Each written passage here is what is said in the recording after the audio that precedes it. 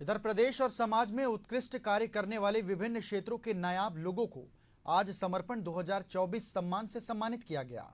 इस कार्यक्रम में बतौर विशिष्ट अतिथि अभनपुर के विधायक इंद्र कुमार साहू शामिल हुए। उन्होंने आयोजन की प्रशंसा की। जो नेक काम कर रहे हैं ऐसे लोग प्रदेश के लिए मिसाल हैं। ऐसे लोगों से सरकार तालमेल बनाएगी और उनके कामों को जनता के हित में लेने का प्रयास करेगी। इसके अलावा विधायक इंद्र कुमार साहू ने हमारे संवाददाता इम्तियाज अंसारी से खास बातचीत की है।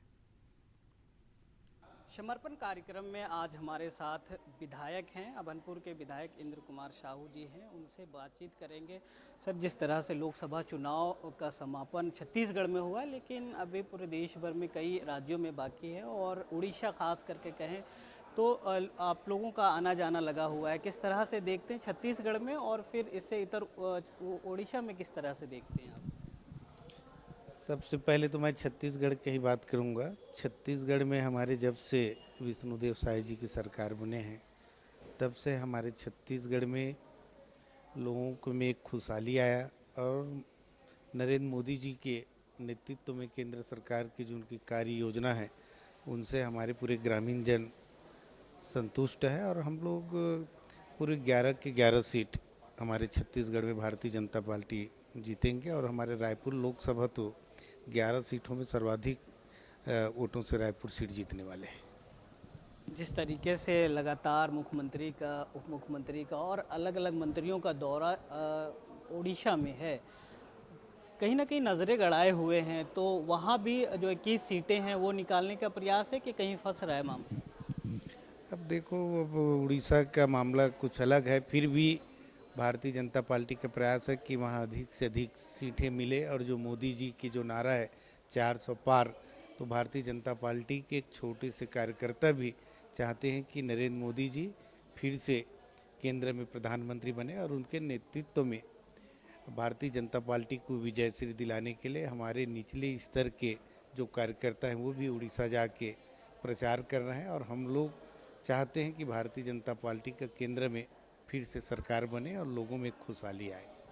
कि आज समर्पण कार्यक्रम में आप पहुंचे हैं। इस कार्यक्रम में कई ऐसे नायाब हीरों को आज सम्मान दिया गया है। कई क्षेत्र के हैं, कई लोग अंचल के हैं, कई लोग, तो ऐसे लोगों के उत्थान के लिए आपकी पार्टी और आप लोग क्या कर रहे हैं जो उनको एक नया आयाम दे सके?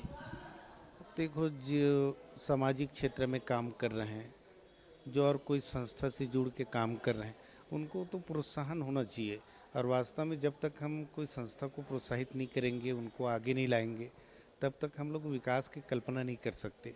जो सामाजिक संस्था से जुड़े हुए व्यक्ति हैं, जो समाज सेवा में लगे हुए हैं, कई स्तर पे लोग अपने अपने स्तर पे लगे रहते हैं, तो उनसे हमारी बातचीत होना चाहिए और उनसे हमें मार्गदर्शन भी लेना चाहिए। सरकार को ऐसी संस्थाओं के पास बैठना चाहिए और यही तो तय करते हैं कि वास्तव में छत्तीसगढ़ के लोग चाहते क्या हैं। और हमारे जो आज यहाँ समर्पण के माध्यम से यहाँ सभी लोगों को एक साथ आने का अवसर मिला है और निश्चित रूप से हम लोग भी इसमें समझने का प्रयास करेंगे और अपने क्षेत्र में इन लोगों को सेवाओं का फ़ायदा लेंगे अपने क्षेत्र में और मिल के काम करेंगे। तो बिल्कुल मिलकर काम करेंगे, क्योंकि ये ही लोग हैं जो समाज को बदलने का और समाज में नए आयाम गढ़ने का काम कर रहे हैं। कई लोग ऐसे भी हैं जो सीमित संसाधनों में और ऐसे लोगों को आगे बढ़ा रहे हैं या फिर ऐसे लोगों की ज़िंदगियां बचा रहे हैं जो समाज में मिसाल पेश कर रहे हैं।